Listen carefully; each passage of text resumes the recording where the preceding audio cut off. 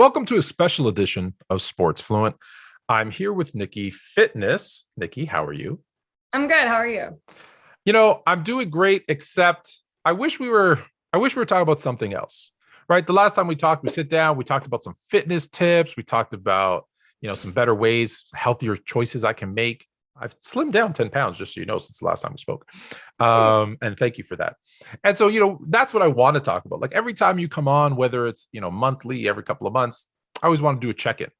Unfortunately, this time, we're going to talk about something that happened. We're going to talk about some horrible results that came up out of it. And more importantly, we're going to talk about how we move forward. So I'm going to take a second for everybody. I'm going to show them a video that you posted. And this was, so can maybe walk me through if I'm wrong here. You're at the gym, you're doing a workout. Do you typically kind of record yourself working out to check form, do anything? Or was it because you saw someone behind you doing something that looked a little funny? No, I record myself all the time working out. Most of the time I use those clips to send to clients because they ask me for videos based on their workout program. Like, hey, what's this?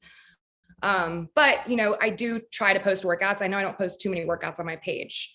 So when I want to, I have all these videos. Okay. So it So is kind of for form. Sorry, I'm doing really bad form. Don't, but I'll put my hands down. So is it like to show form or to show how to do an exercise? Because when someone says, hey, do, and they say the name of the exercise, 90% of people are like, I have no idea what that is. And then they have to right. Google it and look it up. So that's why you kind of say, hey, do these. Here's what that looks like. Yeah, like I can Okay. put a workout together in a slide way. I can put a workout together in a reel, or I can do voiceovers, which I've done before. And those are probably my favorite to do. Okay. So this particular day, this video that we're going to show in a second, you're doing one of those videos, and in behind you. So let's walk it through. In behind you is someone doing what I now know. I didn't know this before, but we now know it's called a drag curl. Regardless of proper form, improper form, whether you're using a barbell, a dumbbell, a drag curl is one of those exercises that looks funny, right? It looks funny. So here I'm going to show you the clip of the video, and then we'll get back to kind of what came out of that. So here's the video. What do you think he's doing? What do you think he's working?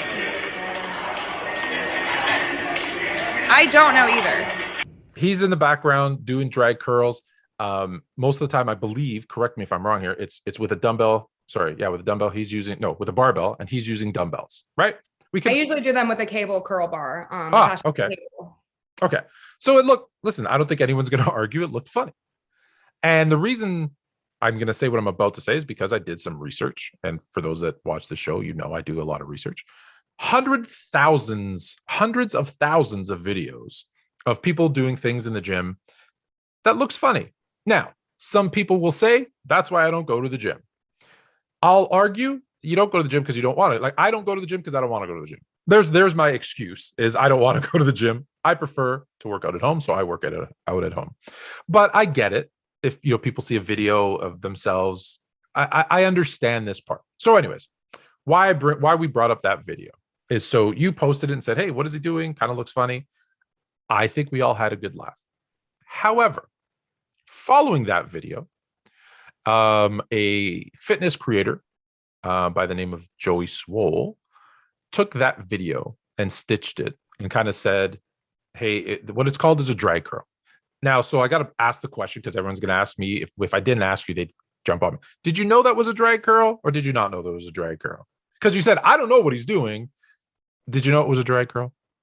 Yes, I unfortunately still have to abide by his form not being correct. He was shrugging a lot and using a lot of front delt and trap. So I could have corrected it as a fitness influencer. I get where people were hurt that I personally posted the video. Right. And listen, and we will get to that too as well. I just want to give everyone kind of the backstory, and then I think we can move forward from there. So he's doing, again, bad form, looks funny. You kind of thought of it as, I correct me if I'm wrong. You just kind of did it lighthearted, kind of funny, didn't thinking many people would see it. So the original apology video that I posted two apology videos originally before the one that's still up there. One of them was a comment video to, women are funny. It was pointless, whatever. I could have ignored it.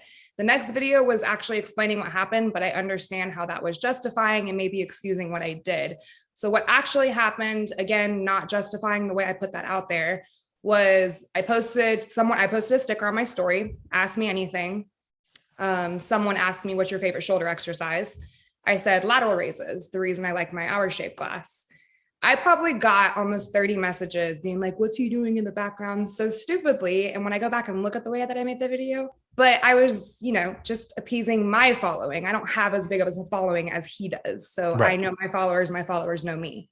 Right. And so, and I get it, because anyone who creates content, sometimes the people who follow you and the people who view your content the most will ask you questions, ask you to do stuff.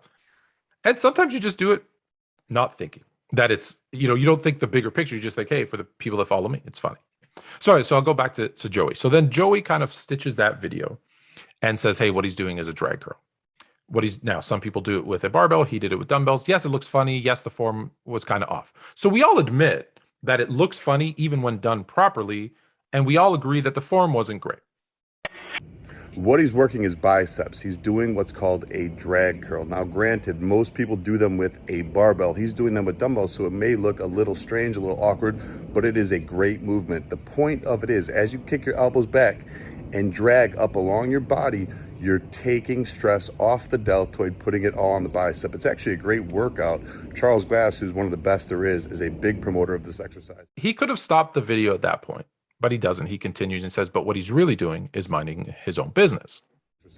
But what's most important, what he's doing and working most of all, is minding his own business. The fact that people at the gym take videos of other people to try and make fun of them blows my mind. Be better than that. He has since done other videos where he mentions, he shows people in the gym and says what they're doing is minding their own business. Listen, don't be at the gym doing this.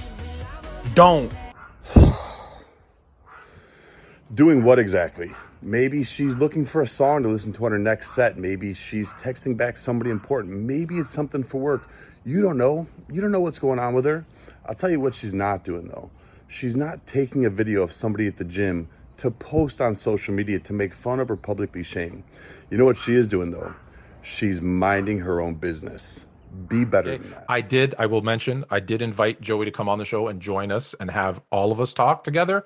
He's not commented. He's not refused, but he hasn't replied back, whether in any form, to join us or for comments. So Joey, if you're listening, if you hear this, I would love for you to come on the show and talk about it if you want. If you don't, that's fine. We all go on our merry way, excuse me. So it is. So that video, I would say unfortunately, but fortunately for him, went viral. I mean, like 10 million plus views the last time I checked. And that's great, right? I think what he did isn't wrong, because I have a show called Sports Fluent. I find people who make mistakes or send me commentary about certain things that is incorrect. And I say, hey, let me make you more fluent. You said A, but the truth is B, or my opinion is B. And here's why my opinion differs from yours. So I'm not going to knock a guy like that who says, hey, you said you didn't know what it was. It's a drag curl. And that, no problem. I get it. That's what we do. When you put content out there, it's bound to get used and abused. Here's where my problem comes in and where I finally going to let you talk a little bit. Since then, what has been the feedback from the minority and the majority? Because I think the majority has been supportive, but there has been a section that has really kind of come after you. So it's kind of been a roller coaster, to be honest. Now I'm actually getting, fortunately, being vulnerable, I was not okay for like a week and a half. This is now 19 days out. I have been counting. Definitely traumatized me for sure.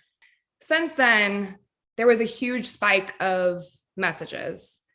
There was definitely some messages where people were genuinely hurt. And even if they came at me in a rude way in the beginning, they talked to me, they were just expressing their feelings. And just like a woman, everyone wants to be heard. So I will take accountability and responsibility, and I will leave that video up there, forever. Especially since the other video is viral. Hopefully people can find that one. But the messages I've been getting are absolutely insane. I don't want to say anything negative, but I've been told to kill myself. I've been called stupid die. So I've been called many names. Yeah. I actually got told to slip my wrist down the vein so that way it does something. Like some of these messages and words, the way people put them together, I really feel like I'm in a movie. I honestly, we're on a sports podcast. I can't imagine someone who makes an error in a Super Bowl game and the hell they get from fans by messing up the game. That's kind of how I felt. Like I threw a video out there that completely messed up the Super Bowl. I've also been called, a hypocrite, things of that nature. That confuses me a little bit because out of all the videos and posts that I've made, I've been doing this for 6 years, definitely a mistake, shouldn't have done it. I'm still getting repetitive messages. So at this point, I'm and I've been responding to people individually, like hundreds of people, not everyone. And if they come at me respectfully and maturely, whether they're rude or not, and I've actually gotten a lot of positive feedback. I haven't justified anything. I apologized again and explained what happened and just said, that's not me. And, I'll do better. Yeah. And I've gotten a lot of positive feedback. But anyone who's came at me the way that those other people, they have 100% gotten blocked. I'm not dealing with that. People have attacked my clients. People have attacked people I've collaborated with, people I work with. It's honestly surprised me. It's shocked me. I feel like I'm in a movie. It's interesting because I wanted you to kind of express that, because what your video, like I said, I thought it was funny, but I understand. I think we're hypersensitive to stuff right now. So I understand where there's some, hey, you shouldn't have done that. Especially, hey, you're a fitness trainer, you're a wellness coach, or you're helping people. It could have been, hey, here was what he could have done better with his form. I get it. Everyone wants everyone to be perfect, except no one is. So you come up with the video. Like I said, I get it. He comes out with his video. And like I said, again, I'm okay with his video. I understand why he did it. Because like I said, I do fluent, now you're fluent videos. What I don't agree with and what I can't accept is then the feedback that you're getting, because the names, the kill yourselves, that, I think you showed me one that said, why haven't you committed suicide yet? Mm-hmm. Guys, it's a video. It's content. Yeah, maybe someone got their feelings hurt and it was wrong and you should be taken down or apologized. Okay. Suicide? Really? That's the answer? Because having done a couple of shows with you, I had people going on unrelated posts of mine and saying, you should delete your page because this person. I think that's a little excessive. Now, like I said, I haven't talked to Joey. I've reached out to him. I wanted him to be here because I would have asked him the same question. Is that what people should be doing? Do you feel like everyone who makes a mistake should be told to kill themselves? Is that the plan? Now, for those that have come at you respectfully, I was going to bring up the fact that you have reached out to them and you're having those conversations, and I think that's great. So I guess most importantly, what have you learned from this experience? So what I've learned most is to continue to put positive content out there, to continue to educate people and serve my purpose of what I have wanted to do my entire life. Which is help people, right? Like give advice, help them kind of grow and get to achieve their health and fitness goals. You and I met before all of this happened, and we talked fitness, we talked health. You didn't make fun of me. I think I made fun of you a little bit. But that's just the kind of guy that I am. Right. But I think listen, find me a person who hasn't made a mistake. And I think if you can kind of take it for what it was, kind of move forward, I think that's really what we need to do.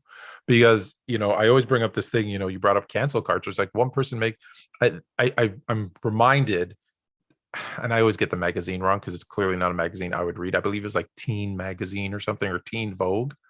And they were hiring a new person. And I know I'm paraphrasing a whole story, so you can go look it up for all the exact. I'm not fluent in this particular story, but if you go look it up, you'll find it. So they hired someone new, a new executive, and someone in HR had found a tweet from years ago, and it was inappropriate. And so they said, sorry, you're now not hired for this job anymore. And they basically got fired before they got hired. Well, turns out someone went and looked into that HR person who found that tweet from that person. Oh, and guess what? They had inappropriate tweets. And then the HR person got fired. I just find it hard to believe that if we look into every single thing they've ever done, we're not going to find one thing that offends somebody. And then we're all going to be jobless and canceled if you were. So for me, and my message for this episode is that let's maybe go back to a little bit of kind of forgiveness. And when we find something wrong or something we disagree with, maybe we use it as a teaching moment instead of a canceling moment. And so we'll leave it at that for this week in Sports Fluent. Nikki, I really appreciate it. Keep doing what you're doing. Don't let that one moment define you. I appreciate you. Thank you for your time.